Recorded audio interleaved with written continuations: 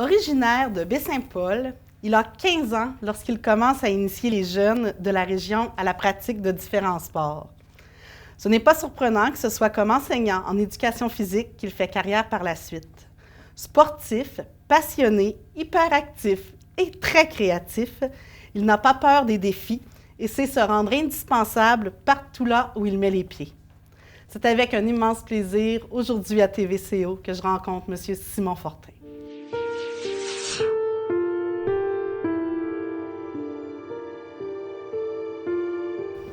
Bonjour Simon. Allô? J'en mets pas trop quand je dis que tu te rends indispensable. Ben oui, t'en mets trop. Parce que je veux tout de suite commencer par dire que quand j'ai eu la demande de cette rencontre-là, ben je me suis tout de suite senti flatté puis dire hein, il y a plein d'autres personnes qui pourraient parler de lui, puis je suis très content. Flatté, mais content. C'est impeccable. Ouais, ben. Dans le fond, tu es une personnalité qui est intéressante à connaître parce que justement, tout le monde de la région t'a déjà croisé quelque part avec ta bonne humeur et puis ton entrain et ton amour des gens. Hein, c'est vraiment de quoi de présent chez toi. Oui.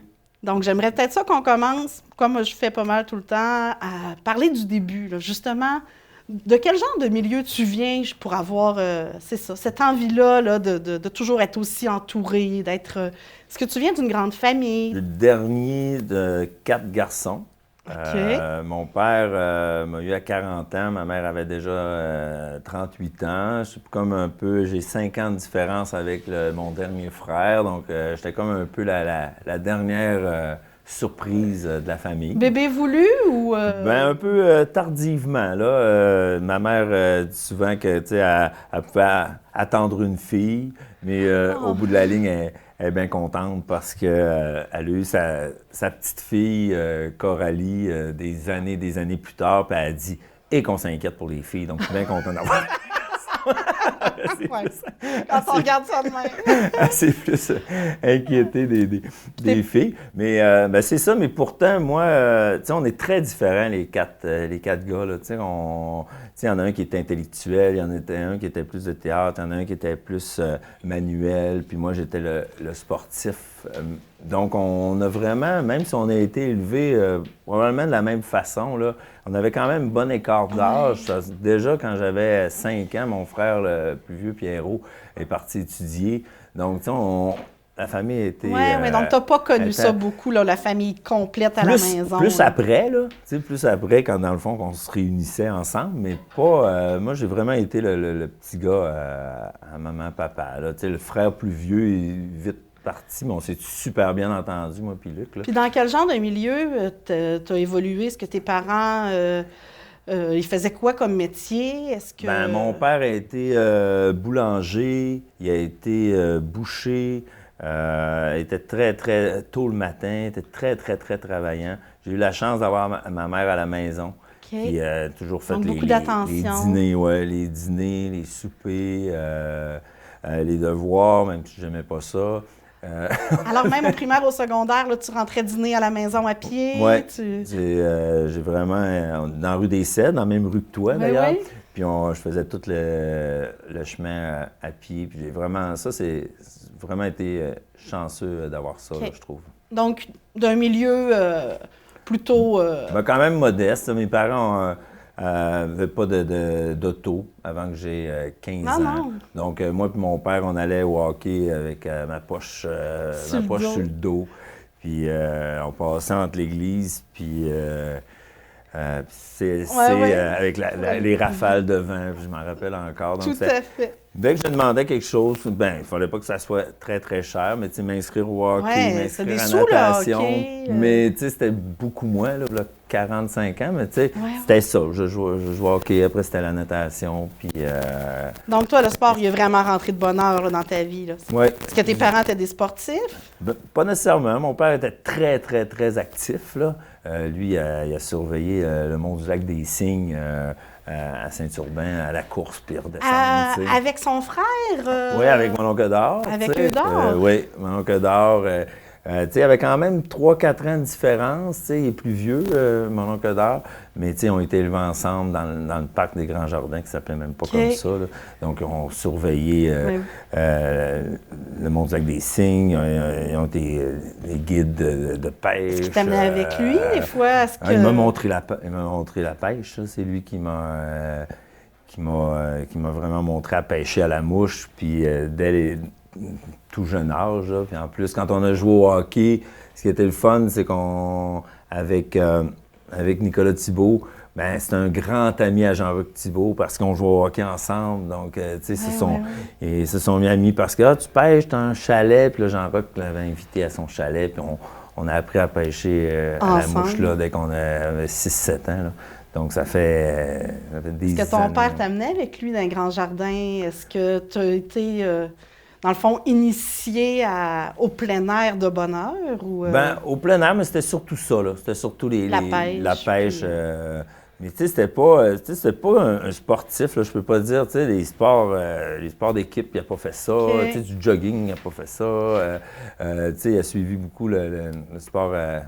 À la télévision, télévision. Vous étiez des amateurs de hockey à la télé. On était des amateurs de hockey, le curling. Les 4 gars avec la maman, ça s'installait devant la soirée du hockey? Ou... pas les 4 gars. Ben, c'est ça, comme je dis, j'ai pas connu vraiment là, que les 4 gars, on est tellement différents là, que c'était moi là, qui écoutais le hockey. Regarde, Simon, on parlait de plein air. Ça, c'est les scouts. Hein? C'était tellement merveilleux. T'avais quel âge quand t'as fait les scouts? J'avais à peu près entre 8 et 12 ans. On a été plusieurs années dans les scouts. Là, on voit Yvon. Yvon à gauche, là. Yvon Tremblay, là. Oui, le grand Yvon. Oui, du théâtre. Après, il m'a initié au théâtre. Hein? J'ai joué au théâtre avec Yvon. Yvon était une très grande source d'inspiration pour moi, là, par sa sagesse, sa bonté, son grand cœur. Puis, OK. Oui. C'est un bonhomme sympathique. Ça, c'est toute une gang, là. Jean-Louis Simard, Danny Fortin. Ça, c'est vraiment des bons souvenirs. Steve Lavoie. Puis, ça, c'est tu penses-tu que le fait que tu es le bébé de la famille, tu as été gâté pourri comparé aux autres? Ou Ben, je pense pas que je peux dire que j'ai été gâté. Je pense que j'ai été gâté parce que j'ai eu la chance d'avoir mes parents longtemps, puis qui étaient très, très aimants. Parce que ma mère, elle m'a élevé comme ses autres enfants. Tu sais, c'était... elle était très... Tu sais, mes parents sont super beaux. C'est ça, tu parles d'eux au passé, là, mais ils sont encore là, tes parents. On parlait de son éducation, mais de leur éducation. Mais tu sais, c'était pas sévère, là. Non? Il y avait beaucoup de liberté dans l'amour, puis tout ça, mais tu sais, c'était très protecteur. Tu sais, elle avait toujours peur qu'on fasse une gaffe, qu'on sort trop tard, qu'on ne prenne pas les bons choix, puis tout ça. Parce qu'après, Coralie, sa petite fille, elle a eu beaucoup à la maison. C'est-à-dire que même après moi, là, elle a continué à élever Coralie, puis elle est encore très... Ben oui, elle est encore super maman. présente avec vous. Oui. Là, on voit que vous cuisinez la tourtière à la maison. Donc, est-ce que ça veut dire que vous faites encore des gros parties de famille? Ou chez vous, ça a toujours été convivial puis essentiel de se retrouver? Puis, c'est ça. On garde la tradition. Puis, tu sais, la maison, ça fait 62 ans qu'ils sont dedans. Ça fait 61 ans qu'ils sont mariés. Ça va faire 62 ans en décembre. Puis, c'est toujours notre maison familiale. Donc, puis moi, j'essaye de... je suis pas très bon cuisinier, mais tu sais, à toutes les années, je fais la tourtière pour mes amis. Puis on fait un souper tourtière ensemble. Puis, donc, tu es encore très proche d'eux, hein, tes parents, je pense. Ben oui, puis en plus, tu sais, ils ont quand même besoin, tu sais, ils n'ont plus d'auto, puis tout ça, donc 2 ou 3 fois par semaine, je passe, puis je fais l'épicerie, puis tout ça. Puis même si tu habites à la Malbaie, tu viens à Baie-Saint-Paul faire leur épicerie, aller leur porter les affaires et tout. Mon Dieu, que c'est fin. Ben. Là, j'aimerais peut-être qu'on parle de ton éducation, ta scolarité. Tu as bien sûr fait ton primaire ici à Baie-Saint-Paul, ton secondaire aussi. Oui. Mais c'est quand que l'envie de devenir professeur d'éducation physique est arrivée? Bien, c'est arrivé très tôt. On va dire que c'est arrivé à l'école Forgette avec Mme Marie. Après, je me rappelle très bien de mes cours au primaire, pas très bien, mais je veux dire, j'aimais bien ça, aider à lancer un ballon. Il me semble que j'étais quand même très compétitif. Je ne dis pas que je n'étais pas compétitif, mais quand même très protecteur. Là. Je me rappelle pas, là, j'aimais ça que tout le monde réussisse, puis tout ça. Puis au secondaire aussi. Là, donc, c'était très clair pour toi. Tu allais finir ton primaire, ton secondaire, faire ton cégep pour rentrer en enseignement. Prof d'éduc, ça a toujours été ça. Quand j'étais jeune, peut-être un joueur de hockey professionnel ou peut-être un... Tu sais, mais ça a toujours été enseignant d'éducation physique. Quand j'ai fini mon secondaire 5, j'étais allé au cégep. Je voulais rentrer à l'université en éducation physique, puis je suis rentré à l'Université de Montréal. Et c'est ça, j'ai fait 2 ans à l'Université de Montréal, puis ça n'avait pas super bien été. C'était un peu comme un premier échec, là, un premier comme un peu de décrochage. En temps habituel, tu étais bon à l'école, puis là, rendu à Montréal, moins ou tu... Bien bon, je pense que j'avais de la facilité. J'aimais l'école, mais je n'étais pas un studieux. Okay. Mais j'avais beaucoup de... C'est ça, j'aimais l'école, donc j'avais une certaine facilité, mais tu sais, le par cœur, j'avais beaucoup de misère. Donc là, à l'université, c'était des cours quand même... Puis en français, j'étais pas très, très bon. Donc, donc je faisais beaucoup de fautes, puis tout ça. Donc, tu sais, mes notes n'étaient pas assez fortes. Donc, j'ai été obligé de lâcher l'Université de Montréal. Quand je suis revenu ici à Baie-Saint-Paul, j'avais fait 2 ans. Donc là, je suis tombé tout de suite à Polyvalente comme sauveteur parce que Martine Simard s'en allait. Donc ça, sauveteur, c'était comme... durant les cours réguliers de la... C'est comme un aide. C'est l'aide, mais tu sais, dans le fond, j'enseignais. Puis tout ça, j'ai coaché les tacons. Donc là, j'ai fait ça pendant 4 ans. Puis pendant ces 4 ans-là, j'ai travaillé beaucoup, beaucoup avec André Marie et avec Bernard Langevin. Puis il me disait toujours, Simon, pourquoi tu ne vas pas finir ton bac? Simon, pourquoi tu ne vas pas finir ton bac? Il me semble que tu l'as. Tu t'enseignes, mais tu ne finis pas ton bac. Donc, ça a pris 4 ans. Puis, je suis allé finir à l'Université Laval en 97. Puis, j'ai été bachelier en 99. Tu as été engagé tout de suite par... Tout de suite, quand je suis arrivé ici, je suis tombé sur les congés de maternité de Stéphanie Dufresne. Puis, j'ai pris... C'était vraiment fait pour toi. Son poste. Les portes s'ouvraient chaque fois que... Ben oui, je trouve que j'ai été... à le compter comme ça, je trouve que ça a bien tombé. J'ai été chanceux, mais on fait notre chance aussi. Ouais. J'ai bien fait de finir mon bac. Je trouve que ça m'a permis après d'entrer vraiment dans des écoles, de prendre des postes un peu partout. Puis là, je suis tombé dans une période où il n'y avait pas vraiment d'emploi. Donc, tu sais, je me suis avancé à Saint-Siméon, à l'île aux Coudes, à la Malbaie. Là, à un moment donné, il y a eu l'augmentation des cours d'éducation physique. Donc là, ils ont ouvert des profs d'éduc. C'est pour ça qu'est arrivé M. David. Puis là, moi, j'ai pu prendre l'école de Saint-Urbain. Il y a eu des retraites aussi. Donc là, ça fait déjà 18 ans, 17 ans que je suis à Saint-Urbain. Puis là, je suis à la Malbaie aussi.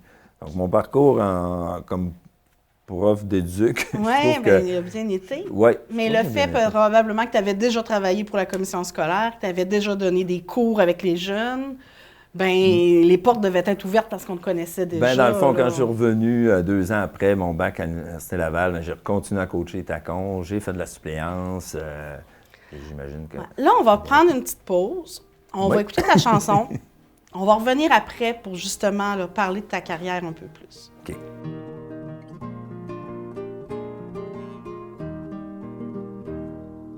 Prendre un enfant par la main pour l'emmener vers demain, pour lui donner la confiance en son pas, prendre un enfant pour un roi,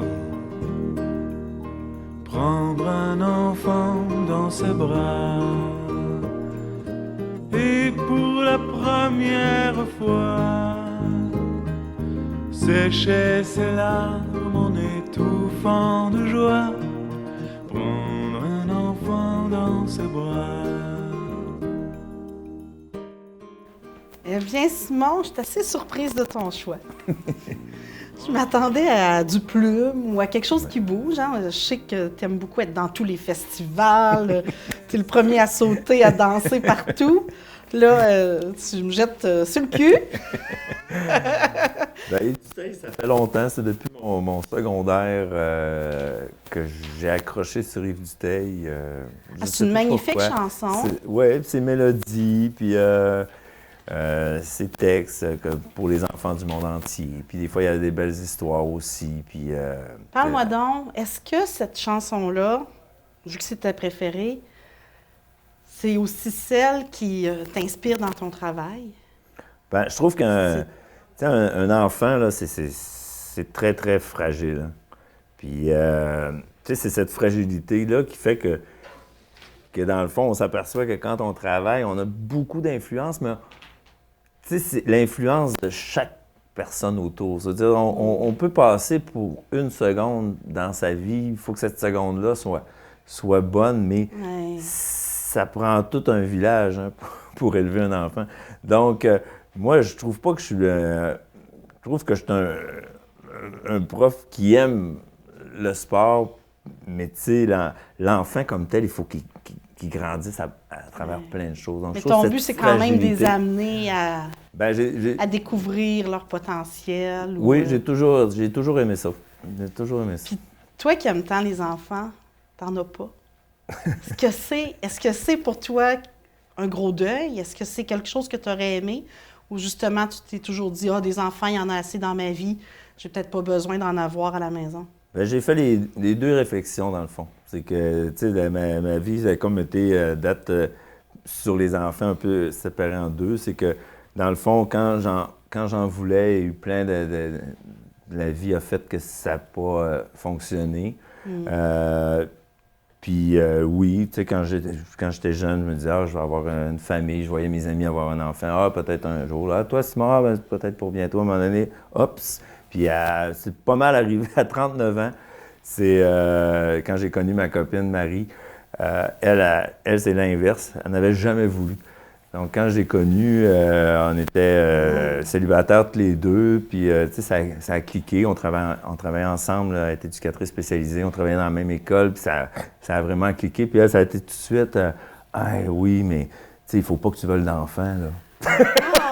Ça a été dit dès le départ. C'est Marie. Puis moi, j'ai vraiment fait, à 39 ans, là, je me rappelle, tu sais, mon père m'a eu à 40 ans, mais il a eu son 4e, tu sais.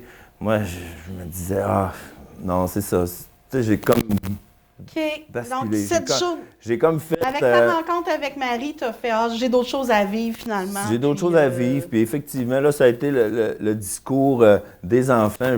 J'en ai eu plein. Je vais en avoir encore plein autour de moi. Tu sais, j'ai des neveux, nièces, les enfants de mes amis. Donc, tu sais, j'ai pas vu ça comme un deuil. J'ai vraiment vu ça comme une décision assumée. Oui. C'est ça, ta famille. De nous. Et voilà. On a remplacé ça par des chats. Ça, on est un peu fous, là. On a 4 chats. Ça, c'est nos 3 Splash, Sophie, puis Château. Puis l'autre, c'est la petite épluche. Puis, c'est ça. L'autre histoire, c'est Marie a toujours... quand j'ai connu Marie, elle avait un chat qui est décédé, elle avait 17 ans. Donc, moi, j'ai connu... J'étais avec pendant 6 ans. Puis là, on a élevé ces petits chats sauvages-là. On les a tous sauvés, là, tu sais. On les a tous sauvés d'une mère qui les a abandonnés. C'est tous des chats abandonnés. Oui, c'est ça. C'est mignon. C'est sauver des vies, quand même. Donc là, on voit que vous voyagez. Est-ce que tu es un grand voyageur? Ben, je pense que oui, parce que je n'ai fait plein, mais je ne suis pas un grand voyageur. Tu sais, ça a été... c'est notre voyage qu'on a fait à Rome, en Italie, puis en France, il y a 3 ans.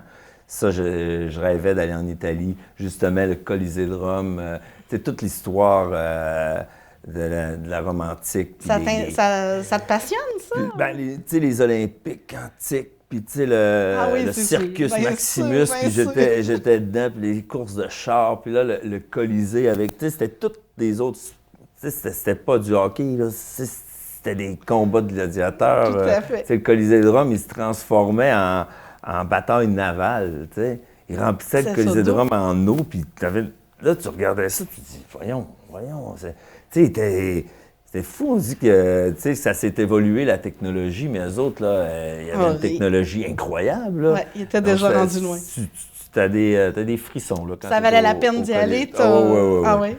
Au Colisée de Rome, là, j'ai vraiment aimé ça. Donc ça a été un beau voyage. Et ça, j'ai eu aussi le voyage à Vancouver quand j'étais allé couvrir. Ben oui, c'est avec... c'est c'était avec Carole. Carole, elle m'avait hébergé. On se connaissait pas. On avait communiqué par téléphone parce que j'avais eu son nom par Martine Bouchard. Elle dit, j'arrive à Vancouver, aux Olympiques. Elle dit, Ouais, ah c'est oui, ça, ben, c'était pour... ben, dans le fond, j'étais en pour congé suivre différé. Dominique. J'étais en congé différé. Puis je connaissais bien Dominique. Puis j'avais dit, Dominique, je vais aller Marquez, aux c'est ça. Olympiques. Puis j'avais préparé mon congé différé où ce que j'allais pas travailler pendant 6 mois. Et j'avais passé 2 mois à Vancouver. Donc, tu sais, assister à des Jeux olympiques quand tu es un sportif. Ça doit être génial. Oui. C'est aussi Quand un on rêve. connaît un athlète. Puis C'est ça, c'est ça. Ça doit être formidable. Donc, Carole, elle m'avait hébergé comme 2 jours. Puis après, elle avait dit, ah, reste donc. Comme on était super, on est devenus super amis. T'es resté là un Elle bout de fait temps, ça. finalement? Ben oui, finalement, on est resté là. Je suis resté là longtemps. On s'appelle encore. On est encore super amis. Puis ça, c'est une photo devant le drapeau du Canada, la journée que le club de hockey Canada a gagné la médaille d'or. Ouais. La dernière journée des Olympiques. Dans Vancouver, il y avait à peu près 1 million de personnes dehors. C'était fou, là. Est-ce que Simon Fortin est nationaliste? Ben ça, quand tu assistes à ça, tu es très, très, très fédéraliste. Tu dis, le Canada. Mais je suis très... je suis pas... C'est souverainiste. J'aimerais vraiment que le Québec, on soit encore plus autonome qu'on est là. Je ne suis pas un anti-fédéraliste. Je trouve que en tout cas, on ne fera pas beaucoup de politique là, Non, ce soir. mais je trouve est que pas la là pour fédération, ça, mais- c'est compliqué. Là. Je pense que chaque province pourrait avoir une grande autonomie, mais comme je dis... Ben, quand même, je on fais pas pose fièrement devant le drapeau on du pose Canada. devant cette victoire-là de l'équipe canadienne. J'aurais envie de te faire une petite rafale de personnalité, qu'on OK. apprenne à te connaître un peu plus. OK. Est-ce que tu es un gars sensible? Ben, je pense que oui. Oui. Parce que Puis avec l'âge, on dirait qu'on est de plus en plus sensible. Hein. Peut-être.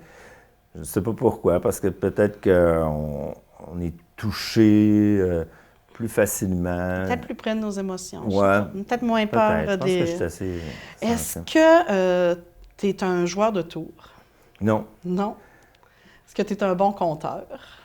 Ben, j'aime ça compter, mais je pense pas que je suis un bon compteur parce que des fois, quand l'attention est trop longue sur moi, j'ai peur de manquer ma blague ou mon compte ou... tu sais, comme là, tu sais, quand je raconte, là je me dis, hey, je suis trop long, tout ça, mais... Est-ce que tu joues de la musique? Non, j'aurais beaucoup aimé jouer de la guitare pour faire toutes les chansons de Plume la Traverse. Ah, ben oui, ça. ça aurait été très bon. On peut dire que tu es chanteur parce que tu es capable Ouais, de... chanteur, oui. Je suis capable de... Danseur? Non. Non. J'improvise beaucoup quand je danse. Est-ce que tu es un mélancolique? Ben, mélancolique... Ma blonde dirait plus que je suis nostalgique que mélancolique. Dans le fond, la mélancolie, non. La nostalgie par les souvenirs, oui. J'aime bien me rappeler des choses qui me touchent en voulant dire « j'ai passé ça, ah, c'était beau. » Oui. Est-ce que tu es ordonné? Non. Non. Est-ce que tu es écologiste? Je fais attention. Oui. Spirituel? Pas beaucoup. Je crois plus au moment présent. Essayer d'améliorer le futur que de croire qu'il y a quelque chose plus haut. J'aime mieux le mettre à terre. Oui, je comprends tout ça. Oui, je pense que là, j'aurais envie qu'on retourne peut-être à ta carrière, mais les moments les plus marquants pour toi, les plus importants. Puis pas tant ta carrière que ta vie en général de sportif, tu sais. Je sais que tu en as fait beaucoup, puis je sais pas si j'imagine que tu en as fait plus que tu en as fait. Donc, en tant qu'athlète ou en tant qu'enseignant, c'est quoi, mettons, là, les choses dont tu es drôlement fier? Là? Nomme-moi les moments les plus marquants là, jusqu'à maintenant. Bien, dans ma carrière sportive, il y a mon côté entraîneur, puis mon côté athlète, dans le fond. Puis c'est vraiment deux choses bien différentes. Comme là, justement, ça, c'est mon côté entraîneur que je fais depuis longtemps. Tu sais, déjà à 15-16 ans, j'ai parti le soccer mineur avec Nicolas Desmeules. Puis cette équipe-là, on a gagné la Coupe ARSQ, il y avait 12 ans, eux. Moi, j'avais 22 ans. ça faisait 7 ans que je les coachais. Puis on était comme une petite équipe Cendrillon là, de gagner un tournoi comme ça. Puis là, il y a Nicolas Bouchard qui est encore ici, Michael Côté, il y a Joël, William Gay, Jonathan Côté, Stéphane Bouchard, Charles Bouchard, Philippe Bouchard. On a gagné ce trophée-là. Donc ça, pour toi, c'est un moment important. C'est un moment important parce que le soccer, c'était quand même une belle histoire du soccer à Baie-Saint-Paul. Après, il y a eu du soccer senior, il y en a encore. On a vraiment... Est-ce que tu joues au soccer histoire. dans les seniors? J'ai joué aussi. J'ai eu je trouve, une belle carrière aussi de soccer.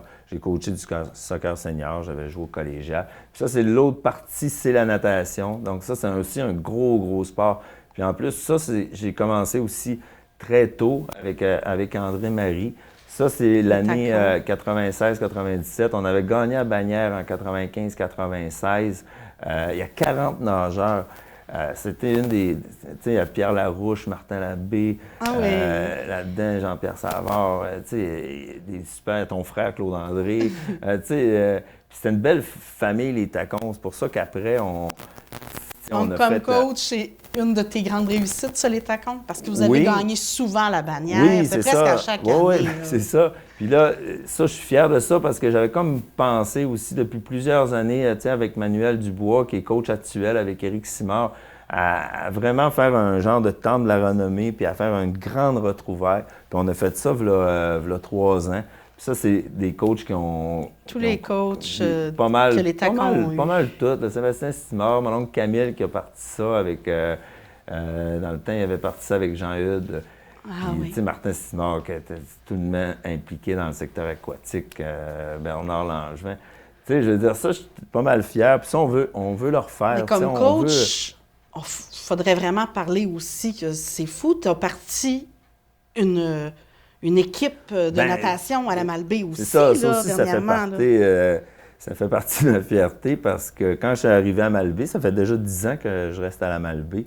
Donc, la Malbaie, il n'y avait pas une grosse tradition de natation. Une belle piscine de 25 mètres, 6 couloirs, mais pas de tradition. Donc, j'avais eu quelques contacts de personnes. Ah, ma fille aimerait ça nager, même en 6e année. Puis est-ce que vous gagnez des médailles aussi à la Malbaie? On a eu des belles athlètes.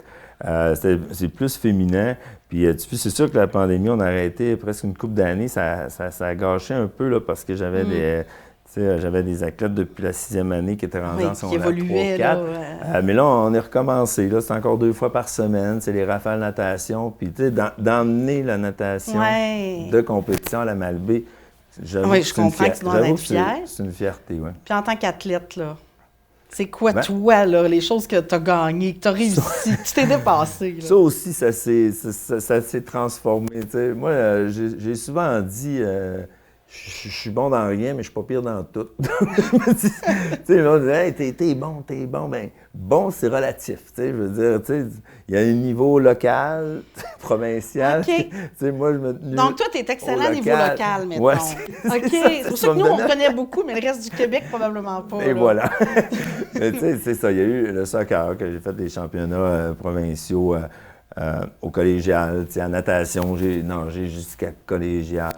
Ce que j'ai bien aimé, c'est un petit peu ma carrière, parce que j'ai arrêté un peu à cause du jogging, mais le triathlon. Le triathlon, j'ai atteint quand même pas un niveau de performance, mais je veux dire personnel, en faisant un demi-Ironman, je me suis dit, je suis capable de faire un demi-Ironman. Ça fait-tu longtemps? T'as-tu fait ça à 25 ans ou t'as fait ça à 40 ans? C'est ça, j'ai fait ça à 40 ans. C'est ça, c'était comme mon cadeau des 40 ans, mon demi-Ironman. Puis je me suis entraîné pas mal avec Maxime Martin, que j'ai un peu communiqué à un moment donné quand j'ai su qu'il était comme sobre, parce que, tu sais, on s'était connus un peu dans les bars à Baie-Saint-Paul puis à Québec, parce qu'il venait, tu sais, dans ses folies. Puis quand il a dit, je m'entraîne au triathlon, puis tout ça, j'ai dit, hey, tu te rappelles-tu de moi? On s'est vu, puis tout ça. Oui, tu fais du triathlon. Puis là, à chaque fois qu'ils viennent en région, on fait du vélo ensemble. C'est le fun. On va nager aussi des fois ensemble. Donc, on est devenus bien amis. Donc, ce sport-là, le triathlon, m'a permis de commencer le vélo, de continuer la natation. Puis là, ben, tu sais, je me suis acheté un fat bike. Donc, tu sais, ça me permet de faire du vélo l'hiver aussi. Mais tu sais, la compétition comme telle, c'est rendu que je gagne des championnats de balle molle. Mais c'est correct aussi, c'est super correct aussi. Ah, mais c'est ça. Mais là, la balle molle, c'est drôle parce que c'est vrai que on peut dire que c'est comme un sport un peu de vieux, mais c'est un sport qui est difficile, là. Tu sais, je veux dire, j'ai joué à balle molle, j'avais 6-7 ans, puis j'ai joué, je me rappelle, Benjamin, puis après, on a joué à Baie-Saint-Paul, il y avait 6 équipes à un moment donné. Puis le dernier championnat que j'avais gagné, je me rappelle, c'était en 1999. Puis c'est drôle parce que 20 ans plus tard, ça, c'est en 99, puis Sébastien Lavoie, on faisait la même partie de la même équipe 20 ans avant. Donc ça, c'est la gang à Malbaie en 99, puis on a regagné cet été. Donc, tu sais, j'ai réussi à garder mes sports, à faire du calibre local. Là, on s'entend, c'est photo 20 ans plus tard avec Bass. Que c'est bon. C'est du calibre local, là, mais tu sais, on est comme des petits gars là, quand on... Tu sais, ça nous prend La balle molle, c'est beaucoup le côté social aussi. Oui, là. mais tu sais, il faut savoir jouer, là. Tu sais, je veux dire, quelqu'un qui dit « je commence l'année prochaine à la balle, puis je joue... Ça rentre pas dans ces clips-là. Non! C'est drôle à dire. Tu sais, il faut...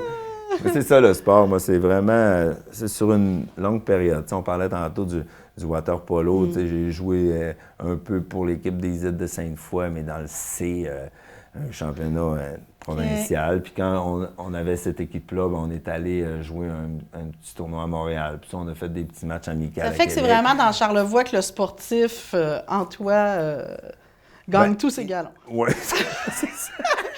Sans gagner une médaille. C'est pas grave. C'est pas grave. On est quand même tout impressionnés. Fait que là, on va prendre la deuxième pause. On va aller voir l'œuvre d'art que tu as choisie, qui te parle. Oui.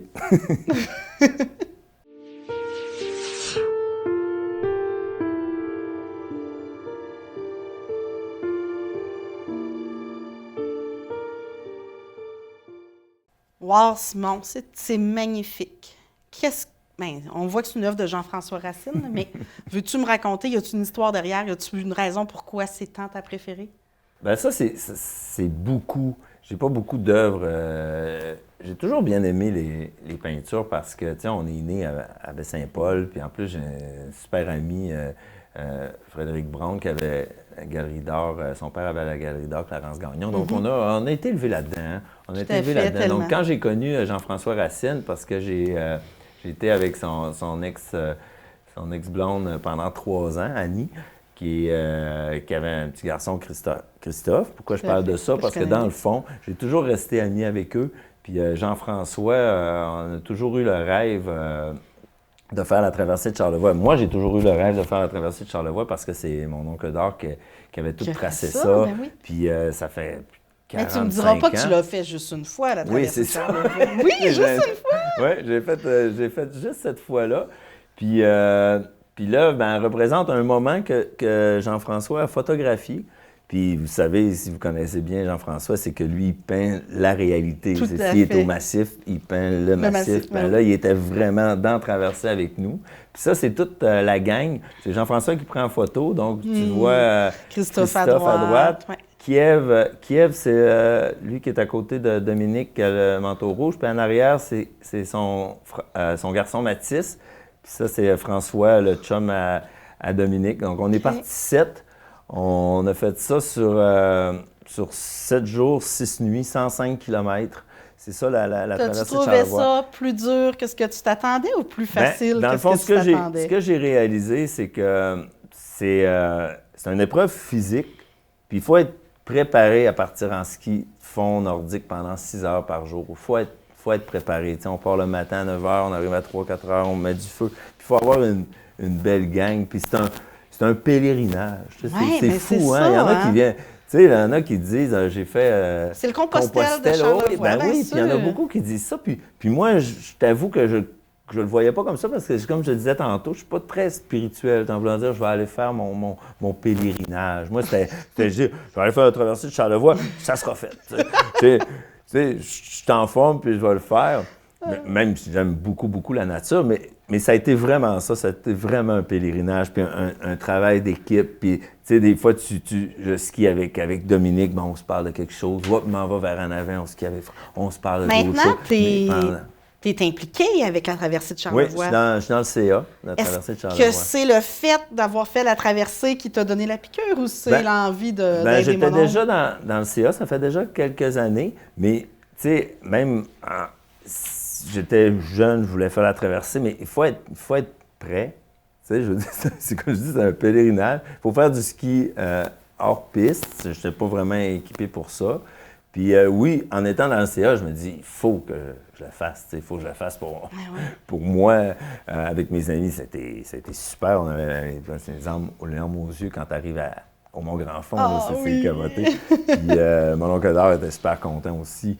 Puis Puis là, je peux en parler, puis je l'ai fait, puis, tu sais, je veux dire, c'est pas... tu sais, il y en a qui font des exploits plus grands que ça, tu sais, c'est pas... Mais c'est quand même une chose que tu es fier d'avoir réalisée. Ça, je suis très, très fier. Puis en ayant cette œuvre-là que je regarde à tous les jours parce qu'elle est chez moi, je remercie encore Jean-François parce que c'est beau, là, parce que... Elle est superbe, il faut l'admettre, là, elle est tellement belle. Puis c'était ça, hein, ça s'appelle... C'est ça, au dos, il m'a signé de temps en temps un petit détour, de temps en temps un petit détour, c'est bon. Parce que ça, c'est quand on trouvait ça plate, à un moment donné, je partais cette chanson-là parce que c'est toujours des petits détours. Puis c'est jamais le dernier, là, parce que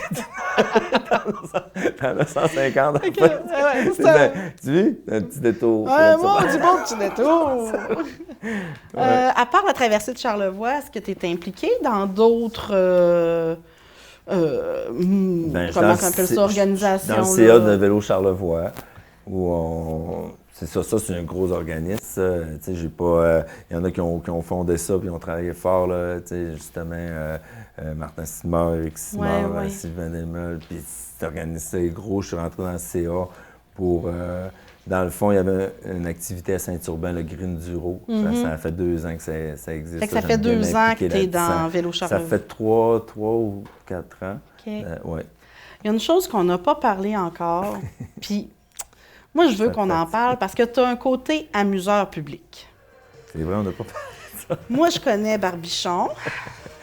Ça, c'est ton personnage clownesque. Oui. Je sais que tu as fait du théâtre. Oui.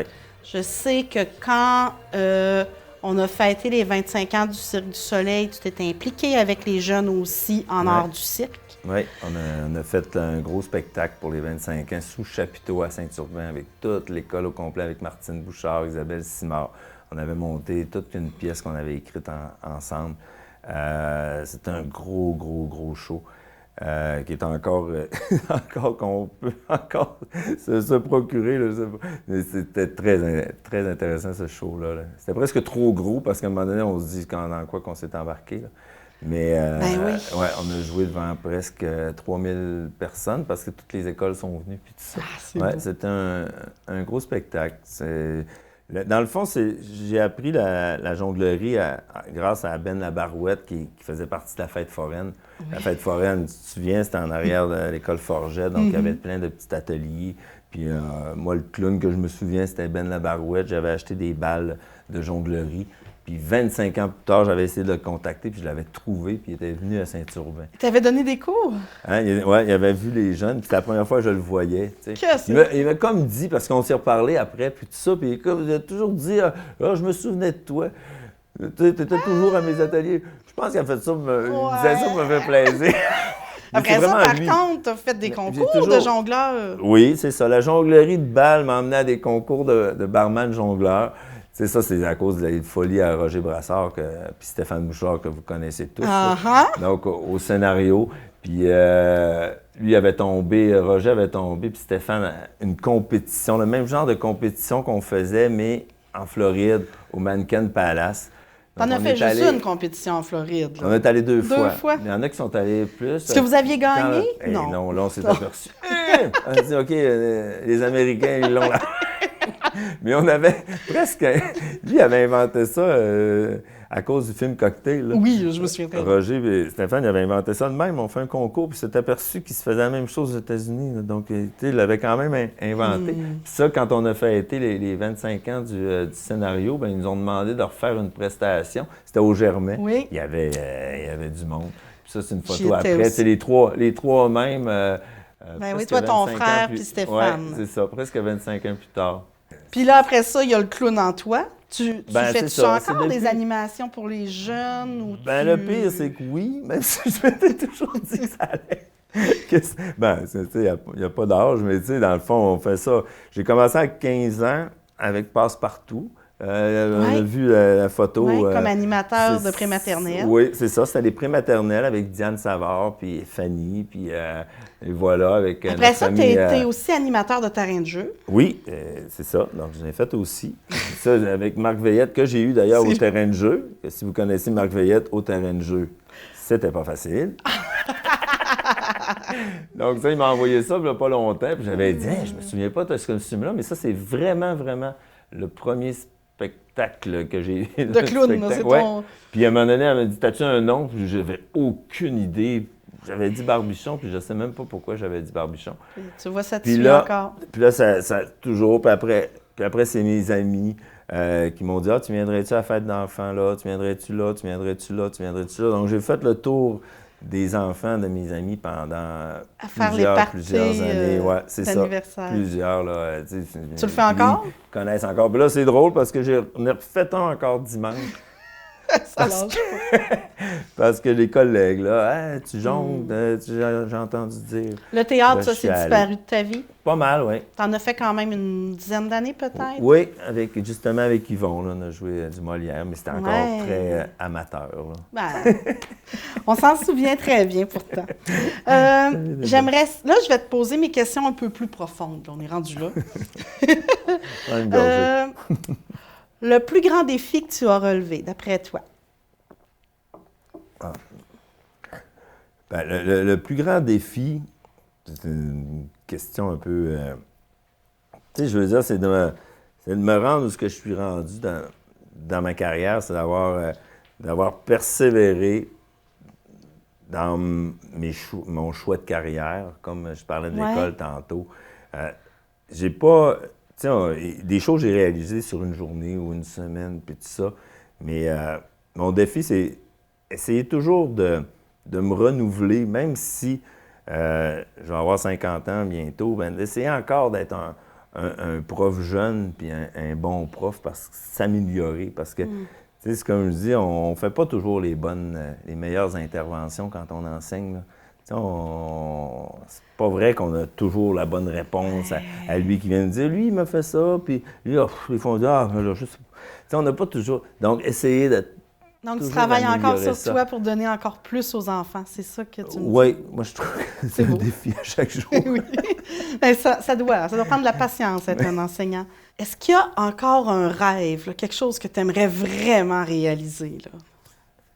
Hein, un Kilimanjaro, je sais pas. Qu'est-ce que Simon rêve de réaliser encore? Là? Mais c'est drôle parce que encore là, c'est pas un rêve d'une journée ou d'une semaine. Tu sais, je veux dire, tu sais, je sais pas pourquoi. Ça doit être la nostalgie qui me fait parler de même. Là, tu sais, quand je disais, je vais avoir 50 ans, puis je suis nostalgique un peu. Tu sais, comme là, tu sais, ma vie, tu sais, c'est comme la 5e étape, là, de 0 à 10 ans. Tu es un petit garçon qui s'amuse, puis tout ça, puis tu as des petits rêves. Puis, tu sais, Noël, c'est la journée de ta vie. Oh mon Dieu! Tu comprends?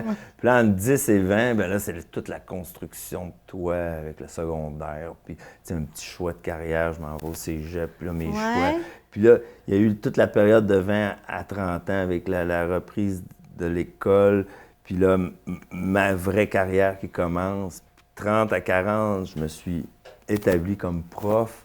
Puis c'est drôle parce que 40 à 50, là, ça a été toute ma période avec Marie pour comme être une famille, tu sais. Oui, créer ton... Ouais, à la Malbaie en plus. Donc, c'est fou parce que mon rêve, ce serait que le 50 à 60, ça soit encore tu sais, aussi beau. Puis là, c'est presque ma retraite que je prépare. Tu sais, c'est fou, là, parce que, tu sais, donc mon rêve, puis mes parents aussi, tu sais, de ma famille, de rêver que je vais être encore... Qui vont être présents encore avec longtemps. eux. Mais c'est drôle, je peux pas te dire que je... Il n'y a oui, pas un objectif en tête. J'ai plein, c'est ça, j'ai plein, tu sais, j'aimerais ça retourner en voyage, j'aimerais ça, tu sais, mais un de mes grands rêves, c'est que c'est vrai que je veux que la prochaine décennie se passe bien, puis que je sois encore avec plein de mes amis, tu sais. Si on a vraiment... j'ai des amis sincères, on est chanceux dans la région, on a une belle place, puis tout ça, puis on a... Je parlais d'amis sincères, ça, c'est une gang de pêche, on est peut-être à plus de notre 12e voyage de pêche ensemble, tu sais. Là, on est cette gang-là, mais tu sais, il y en a qui ne pouvaient pas venir, il y en a qui vont venir. Tu sais, l'année prochaine, je vais en refaire peut-être 2, je vais en faire un qui sont... ça va être mes 50 ans, mes chums, puis une ligne à l'eau, parce que notre gang, c'est... tu sais, c'est bon partout, mais ça prend une ligne à l'eau. Quand on pêche, là, il y a toujours une affaire, c'est bon là, puis là, ça finit toujours par dire, ah, c'est bon partout, mais au bout de la ligne, ça prend une ligne à l'eau. C'est bon. C'est notre gang, c'est bon partout, ça prend une ligne à l'eau. C'est beau. Comme ma gang, mes amis de plus longue date, là, c'est mes compères, compagnons, francs-copains et vieux camarades. Oui. La fameuse phrase... Non. Non? De qui? Attends. Je connais ça. De Fred Caillot à Arthur Laroche. Ah oui! OK. J'avais oublié. Désolé. J'aime bien ça, plugger de temps en temps mes compères, compagnons, francs-copains, vieux camarades. C'est tellement joli pour de vrai. Simon, s'il y avait quelque chose dans ta vie que tu pouvais recommencer, tu pouvais faire autrement, ton grand regret, là, qu'est-ce que tu n'aurais pas fait ou qu'est-ce que tu aurais fait différemment? Bien, dans le fond, ce que je trouve, tu sais, dans toutes les belles réalisations que je fais, je trouve que parfois, tu sais, on parle beaucoup présentement de santé mentale, puis tout ça, puis ce qui me touche beaucoup, c'est, moi, j'ai un gros TDAH, que j'ai vraiment bien maîtrisé parce que, bien maîtrisé, parce que j'ai fait ma carrière. Mais je trouve que j'aurais pu mieux le gérer tu sais, puis je ne veux pas faire de la publicité pour...